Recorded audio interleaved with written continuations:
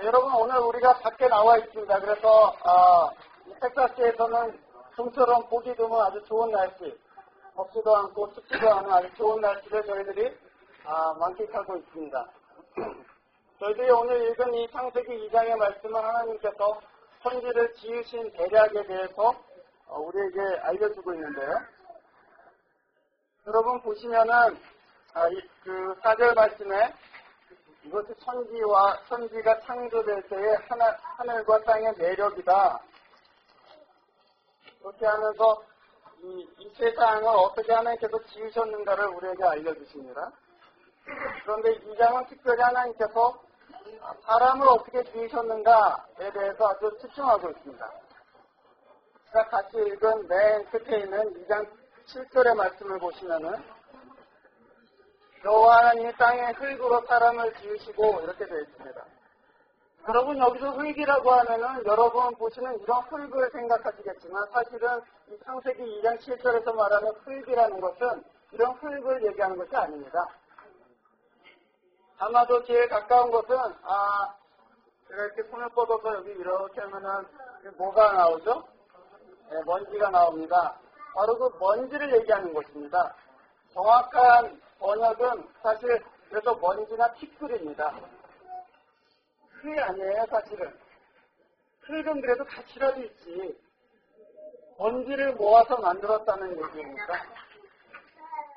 이 얘기는 무슨 얘기냐면 하나님이 우리를 만드셨을 때 사람을 만든 것이 아무 가치 없는 것으로부터 만들었다는 얘기입니다. 하나님이 사람한테 숨을 들여 보내시기 전까지는 사람은 먼지덩이에 불과했다. 그런 얘기입니다. 기가 막힌 얘기죠. 우리는 지금까지 지읒사람을 생각하고 계셨겠죠? 근데 사실은 하나님의 숨이 사람에게 들어가기 전에 사람의 모습은 먼지덩어리였습니다, 여러분. 먼지 갖고는 아무것도 할 수가 없습니다. 흙을 갖고는 뭐 화초라도 키울 수 있지만 여러분 먼지를 갖고 뭘 할 수 있어요? 먼지 갖고 뭐 할 수 있냐, 그래요. 먼지 갖고는 그냥 청소해야 되는 거지. 먼지는 아무 쓸데가 없어요, 사실. 하나님이 우리를 지으실 때 아무 쓸데없는 먼지들을 모아다가 하나님의 귀한 생명을 넣어주셨다, 그런 얘기입니다. 그 말씀을 계속해서 보면 하나님께서 이 땅에 먼지로 사람을 지으시고 하나님의 생기를 그 코에다가 불어넣어 주셨다. 여러분? 먼지라는 게 모아놓으면 우리가 속 불면 어떻게 되냐면 먼지는 다 흩어져야 되잖아요. 그 먼지를 모아서 하나님께서 숨을 넣어주셨더니 그 먼지가 흩어지지 않고 오히려 살아있는 생명체가 됐다. 그런 얘기예요. 그 안에 들어와서 하는 일들이 마치 그와 같습니다. 흩어버릴 것 같은데 모아서 사람이 되게 하시고 생명을 만들어 주십니다. 그래서 오늘 말씀의 제목이 무엇이냐면은 하나님의 숨으로 사는 사람, 이런 제목입니다. 말하자면 창세기 2장이 그리고 있는 사람의 모습은 너희가 만약에 하나님의 숨으로 살고 있지 않으면 너희가 너희 안에 하나님의 숨이 아직도 있지 아니하면 너희는 마치 먼지와 같다, 뭐 그런 얘기입니다. 하나님의 숨이 우리 가운데 우리에게 생명을 주시지 아니하시면 우리는 먼지 같은 인생이에요, 여러분. 이 세상이 아무리 아주 아름다워도 또 여러분이 자기 인생을 아무리 잘 가꾸고 또 좋은 것 같이 생각되어도 그 안에 하나님의 숨이 없으면 여러분의 인생은 먼지와 같은 것입니다. 결국엔 다 없어지고 흩어지는 것입니다. 여러분이 오늘 이 자연을 이렇게 쭉 한번 돌아보시죠, 이렇게.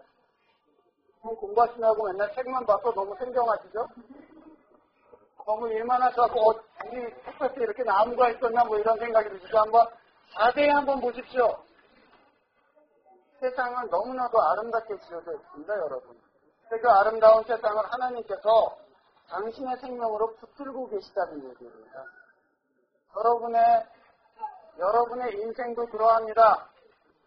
여러분의 인생도 하나님께서 붙들고 계시기 때문에 아름다운 것입니다. 여러분 속지 마십시오. 여러분이 좀 잘생겼다고 해서, 여러분이 좀 공부를 잘한다고 해서, 또는 여러분이 아주 좋은 곳에 취직했다고 해서 여러분 인생이 좋은 것이 아닙니다. 여러분 안에 하나님의 숨이 있을 때, 하나님의 생명이 있을 때에만 그것은 참으로 아름다운 것입니다. 그래서 여러분, 우리가 이제 보게 되면은 창세기 3장에서 아담이 죄를 지으면서 하나님과 이제 단절되게 됩니다. 하나님의 숨이 이제 끊어집니다. 그래서 육신 정도는 살고 있지만 안에서는 죽었어요. 그러다가 여러분 성경을 쭉 읽어왔다가 에스겔 37장에 가면 이스라엘이 이제 다 패망하고 이제 바벨론의 포로로 끌려갑니다. 왜 남의 땅에 살게 돼요? 땅도 없고 왕도 없고 성전도 없고 아무것도 없습니다. 그런데 하나님께서 이스라엘 선지자인 에스겔 보고 에스겔을 한 골짜기로 끌고 가서는 야 네가 무엇을 보느냐 이렇게 했더니 하나님 이 골짜기에는 그냥 뼈만 가득합니다. 뼈가 너무 오래돼서 그냥 다 말라 비틀어진 뼈만 있습니다. 이렇게 얘기합니다. 그랬더니 하나님께서 거기서 결정적인 질문을 던지세요. 에스겔한테. 이게 뭐였습니까 여러분? 뼈들이 등이 살겠느냐. 그래서 에스겔이 뭐라고 됐었어요? 주님만 하십니다. 이렇게 얘기했죠. 네. 그래서 주님께서 생기에게 명하여 뼈에게 들어가라고 말해라. 이렇게 말씀하셨습니다. 그 에스겔이 생기야 이 뼈에 들어가라. 그렇게 얘기하자 사방으로부터 하나님의 생기가 그 뼈 안으로 들어가서 그 뼈들이 일어나는 것을 보게 됩니다. 근데 그건 그냥 환상이죠, 여러분. 그건 아직 실제가 아니에요. 그건 그냥 환상일 뿐이에요.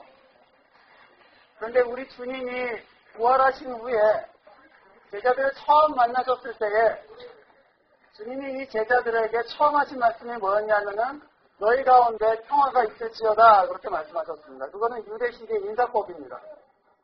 그런 다음에 굉장히 중요한 말을 하셨습니다. 너희 가운데 평화가 있을지어다 한 다음에 그 다음에 따라나온 말이 뭐였냐면은 성령을 받으라 이렇게 말씀하시고 요한복음에 보면 예수님께서 숨을 불어넣으셨다 이렇게 말씀되어 있습니다. 예수님이 뭐 하는 거예요?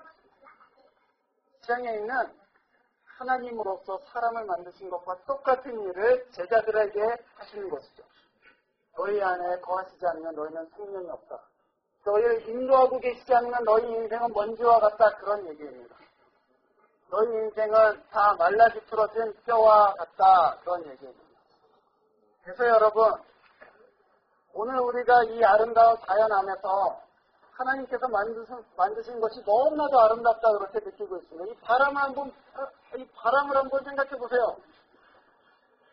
너무나도 아름답지 않습니까, 여러분?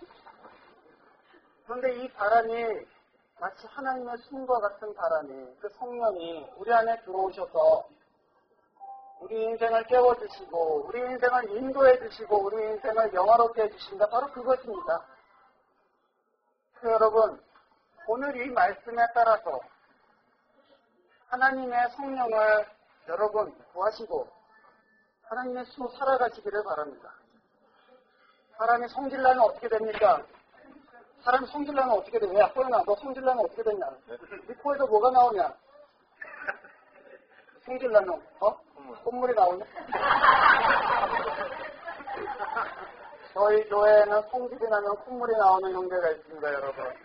결혼하시기 바랍니다. 사람이 성질이 나면 코에서 거의 거친 숨이 나오죠. 씩씩거리잖아요. 저는 자기 성질로 사는 것이죠. 우리가 진짜 어떻게 살아야 됩니까? 하나님의 숨으로 살아야 되는 거죠. 그래서 여러분 옆에 있는 분한테 이렇게 마지막으로 인사하겠습니다. 하나님의 숨으로 사십시다. 이렇게 인사하겠습니다.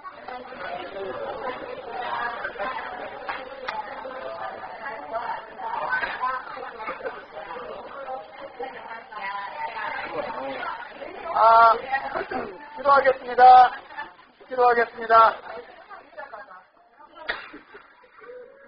저희들이 이 야외에 나와서 텍사스에서는 톰처럼 우리가 계약이 되면 아주 시원하고 상쾌한 바람을 맞고 있습니다. 신이진 아름다운 세상입니다. 그리고 그 아름다운 세상 중간에 저희들을 지어놓으셨습니다. 주님의 영이 우리 가운데 오셔서 우리를 새롭게 해주시고 먼지와 같은 인생에 의미를 주시고 아무것도 아닌 인생에 생명을 주시기를 원합니다. 이 생명 가운데 살게 해주시고 이 생명을 나누게 해주시고 또 이 생명을 증거할 수 있도록 저희들에게 은혜 베풀어 주시옵소서. 이 좋은 날을 주신 하나님, 또 저희 가운데 성령의 생명을 주신 하나님께 감사드리며 주 예수 그리스도 이름으로 기도합니다. 네.